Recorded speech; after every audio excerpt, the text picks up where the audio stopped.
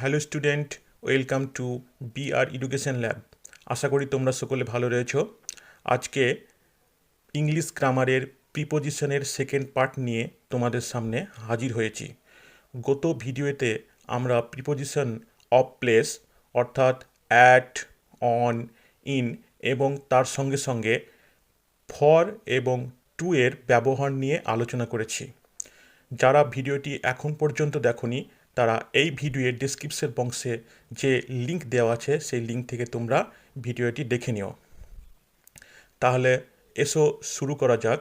আজকে আমরা আলোচনা করব প্রিপোজিশনের ফ্রম, সিন্স এবং ফর, বিটুইন এবং অ্যামং, অফ, অ্যাবাউট এবং বাই এর ব্যবহার সম্পর্কে। অর্থাৎ সেন্টেন্সের আমরা কোথায় এগুলি ব্যবহার করব এবং কার পূর্বে বসাবো। প্রথমেই আমরা আলোচনা করব ফ্রম এর ব্যবহার, অর্থাৎ ফ্রম আমরা কোথায় কোথায় ব্যবহার করব।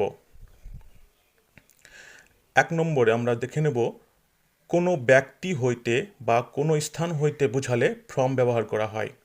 যেমন কি he want money from me, সে আমার কাছ থেকে টাকা চেয়েছিল। আমি একটা ব্যক্তি, আমার কাছ থেকে সে টাকা চেয়েছিল, আমার কাছ হইতে টাকা চেয়েছিল। হি কেম ফ্রম ঢাকা, সে ঢাকা থেকে এসেছিল। এখানে একটা জায়গা ঢাকা, সেই জায়গা থেকে সে এসেছিল। 2 নম্বর, পার্থক্য বোঝাতে ফ্রম ব্যবহার করা হয়। This is different from that, এইটা ওইটার থেকে আলাদা। এখানে এটা এবং ওটার সঙ্গে পার্থক্য বোঝাচ্ছে, এই পার্থক্য বোঝাতে আমরা ফ্রম ব্যবহার করব। এবার আমরা চলে আসব সিন্স এবং ফরের ব্যবহারে। কোথায় কোথায় সিন্স ব্যবহার করা যায় এবং কোথায় কোথায় ফর ব্যবহার করা যায়। প্রথমে আমরা দেখব সিন্স কোথায় বসে। পয়েন্ট অফ টাইম, অর্থাৎ নির্দিষ্ট সময় বোঝালে সিন্স বসে। যেমন কি Himel has been ill since last year, Himel গত বছর থেকে অসুস্থ ছিল। এখানে লাস্ট ইয়ার একটা নির্দিষ্ট সময় বোঝাচ্ছে, সেই জন্য লাস্ট ইয়ারের আগে সিন্স ব্যবহার করা হয়েছে। পিরিয়ড বা স্পেস অফ টাইম, অর্থাৎ কিছু সময় ধরে বোঝাতে ফর বসবে। আমাদের এখানে একটা কিছু সময় উল্লেখ করে দেবে, সেই সব সময়ের পূর্বে আমরা ফর ব্যবহার করব। যেমন উদাহরণ হিসাবে আমরা বলতে পারি she has been suffering from fever for 3 days, সে 3 দিন ধরে জ্বরে ভুগিতেছে। এবার আমরা চলে আসব বিটুইন এবং অ্যামং এর ব্যবহার। কোথায় কোথায় আমরা বিটুইন ব্যবহার করব এবং কোথায় কোথায় আমরা অ্যামং ব্যবহার করব। দুইয়ের মধ্যে বোঝাতে বিটুইন ব্যবহার করা হয়। যদি দুজনের মধ্যে বোঝায় তাহলে আমরা সেটা বিটুইন ব্যবহার করব, এবং 2 থেকে অধিক বা 2-এর অধিক যেখানে বোঝাবে সেখানে আমরা অ্যামং ব্যবহার করব। উদাহরণ হিসাবে আমরা বলতে পারি the old man divided it between 2 sons, বৃদ্ধ লোকটি এগুলোকে 2জন ছেলের মধ্যে ভাগ করে দিয়েছে। তাহলে এখানে 2জন ছেলে, বিটুইন 2 sons, 2জন ছেলের ভিতরে ভাগ করে দিয়েছে, এটা বোঝানো হয়েছে, সেজন্য এখানে বিটুইন ব্যবহার করা হয়েছে। সেকেন্ড পার্টে আমরা দেখব হি divided those apples among the students of class 6, সে এই আপেলগুলোকে 6 শ্রেণীর ক্লাস 6-এর ছাত্রছাত্রীর মধ্যে ভাগ করে দিয়েছে। তাহলে এখানে ক্লাস 6-এর ছাত্রছাত্রী, এখানে স্টুডেন্টস, অনেকগুলো ছাত্রছাত্রী বোঝানো হয়েছে, সেজন্য তার আগে অ্যামং ব্যবহার করা হয়েছে। তাহলে আমরা বুঝলাম 2-এর মধ্যে যদি কিছু ভাগ করে দেওয়া বোঝায় তাহলে সেটা বিটুইন হবে, এবং অনেকের মধ্যে ভাগ করে দিলে সেই জায়গায় আমরা অ্যামং বসাবো। এবার আমরা চলে যাব অফ এর ব্যবহারে। সম্পর্ক বোঝাতে অফ ব্যবহার করা হয়।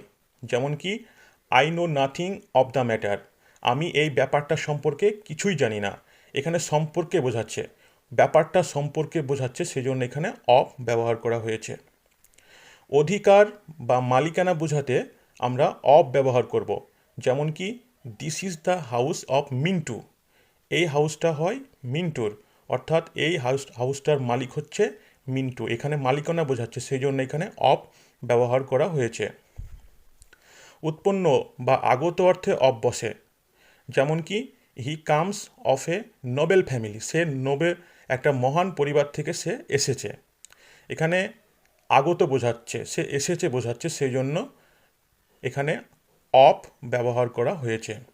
উপকরণ দ্বারা বোঝাতে অফ বসে, যেমন কি the house is made of mud, এই বাড়িটি হয় কাদার তৈরি। এখানে উপকরণটা হচ্ছে কাদা, কাদা দিয়ে বাড়িটি তৈরি করা হয়েছে, সেই জন্য এখানে মাডের পূর্বে আমরা অফ ব্যবহার করতে দেখতে পাচ্ছি।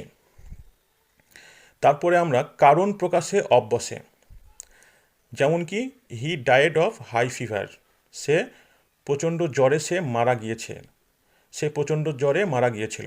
এখানে হাই ফিভার প্রচণ্ড জ্বর, জ্বরে সে মারা গিয়েছিল, সে জ্বরের কারণে মারা গিয়েছিল, এখানে কারণ প্রকাশ করছে, সেই জন্য তার পূর্বে অফ ব্যবহার করা হয়েছে। এবার আমরা চলে আসব অ্যাবাউটের ব্যবহার। সম্পর্কে বোঝাতে অ্যাবাউট বসে। উদাহরণ হিসাবে আমরা বলতে পারি she knew nothing about it, সে এটার সম্পর্কে কিছুই জানে না। এটার সম্পর্কে ইটের পূর্বে অ্যাবাউট ব্যবহার করা হয়েছে, এটার সম্পর্কে সে কিছুই জানে না, এখানে সম্পর্ক অর্থে অ্যাবাউট ব্যবহার করা হয়েছে। চারিদিকে বোঝাতে, কোনো কিছু চারিদিকে বোঝাতে অ্যাবাউট ব্যবহার করা হয়, যেমন কি the players were running about the circle, খেলোয়াড়গুলো এই বৃত্তের চারিদিকে ঘুরতে ছিল, দৌড়াতে ছিল। তাহলে এখানে অ্যাবাউট দ্য সার্কেল একটা বৃত্তের চারিদিকে তারা দৌড়ানো করছিল, এখানে চারিদিকে বোঝাচ্ছে, বৃত্তের চারিদিকে বোঝাচ্ছে, সেই জন্য বৃত্তের পূর্বে অ্যাবাউট ব্যবহার করা হয়েছে। এরপর আমরা চলে আসবো উপলক্ষ বা ঘটনা বোঝাতে অ্যাবাউট বসে, যেমন কি they came here about the marriage ceremony, তারা এখানে এসেছে ম্যারেজ পার্টি বা ম্যারেজ সেরেমনি উদযাপন করবার জন্য, ম্যারেজ সেরেমনির উপলক্ষে তারা এখানে এসেছে, একটা ঘটনা হবে, ম্যারেজ সেরেমনি একটা ঘটনা বা উপলক্ষ, সেই জন্য তারা এখানে এসেছে, তার পূর্বে আমাদের এখানে অ্যাবাউট ব্যবহার করা হয়েছে। প্রায় বোঝাতে অ্যাবাউট বসে, যেমন কি he has lost about 3 crore, সে প্রায় 3 কোটি টাকা সে হারিয়ে ফেলেছে। এখানে 3 কোটি নির্দিষ্ট করে বলছে না, তার পূর্বে অ্যাবাউট ব্যবহার করা হয়েছে, তার মানে প্রায় 3 কোটি টাকা সে হারিয়ে ফেলেছে। প্রায় বোঝাতে আমরা এখানে অ্যাবাউট ব্যবহার করব। এবার আমরা চলে আসব বাইয়ের ব্যবহারে। বাই কোথায় কোথায় আমরা ব্যবহার করব। 1 নম্বরে কোনো উপায়ে মাধ্যমে বোঝাতে তার আগে বাই বসে, কোনো উপায় বা মাধ্যম বোঝাতে তার আগে বাই বসে, যেমন কি বাই হার্ড ওয়ার্ক, মানে কঠোর পরিশ্রমের দ্বারা, হি গেন বাই হার্ড ওয়ার্ক, সে কঠোর পরিশ্রমের দ্বারা সে গেন করেছে, তাহলে এখানে কঠোর পরিশ্রমের দ্বারা বোঝাতে এখানে বাই ব্যবহার করা হয়েছে। 2 নম্বরে আমরা চলে আসব পাশে বা নিকটে বোঝাতে বাই বসে, পাশে বা নিকটে বোঝাতে বাই বসে, যেমন সি স্যাট বাই মি, সে আমার পাশে বসে রয়েছে, এখানে আমার পাশে সে বসে রয়েছে, সেই জন্য আমার পূর্বে বা মি এর পূর্বে বাই ব্যবহার করা হয়েছে। 3 নম্বর চলে আসব কোনো কিছু দ্বারা বোঝাতে বাই বসে, যেমন Nipa pass the exam by determination, Nipa দৃঢ় সংকল্পের দ্বারা পরীক্ষায় পাস করেছে। তাহলে এখানে কোনো কিছু দ্বারা দৃঢ় সংকল্পের দ্বারা সে পাস করেছে বোঝাচ্ছে, সেই জন্য তার পূর্বে বাই ব্যবহার করা হয়েছে। পথ বোঝাতে বাই ব্যবহার করা হয়, যেমন কি I shall travel by river, আমি নদীপথে ভ্রমণ করব, এখানে নদীপথ বোঝাচ্ছে, নদীপথ, তার পূর্বে আমরা বাই ব্যবহার করব, নদীপথের পূর্বে আমরা বাই ব্যবহার করব। এরপর শপথ বোঝাতে বাই বসে, যেমন কি হি সোয়ার্স বাই অলমাইটি গড, ঈশ্বরের কাছে শপথ নিল, ঈশ্বরের নামে শপথ নিল, এখানে শপথ বোঝাচ্ছে অলমাইটি গড, অর্থাৎ ঈশ্বরের কাছে সে শপথ নিচ্ছে, সেজন্য এখানে বাই ব্যবহার করা হয়েছে। প্যাসিভে বাই বসে, আমরা যখন অ্যাক্টিভ ভয়েস থেকে প্যাসিভ ভয়েসে পরিবর্তন করি, সেক্ষেত্রে আমরা বাই ওয়ার্ডটি ইউজ করি, যেমন কি the math was done by me, এই অঙ্কটি আমার দ্বারা করা হয়েছে বা এই অঙ্কটি আমার দ্বারা কষা হয়েছে। এখানে আমরা প্যাসিভ ভয়েস দেখছি। প্যাসিভ ভয়েসে আমরা জানি সকলে বাই ব্যবহার করি। পরিমাপের ক্ষেত্রে বাই বসে। কোনো কিছু পরিমাপ করার সময় আমরা বাই ব্যবহার করি। যেমন কি the buildings is 30 feet by 10 feet. এই বিল্ডিংটি 30 ফিট বাই 10 ফিট আকৃতিতে তৈরি করা হয়েছে। এখানে 30 ফিট বাই 10 ফিট অর্থাৎ 30-এর মধ্যে 10, এরকমভাবে আমরা যখন ব্যবহার করব তখন আমরা সেখানে বাই ব্যবহার করব। সুনির্দিষ্ট সময় বোঝাতে বাই বসে। যেমন কি he will be back by 10 PM, সে 10টার সময় সে ফিরে আসবে।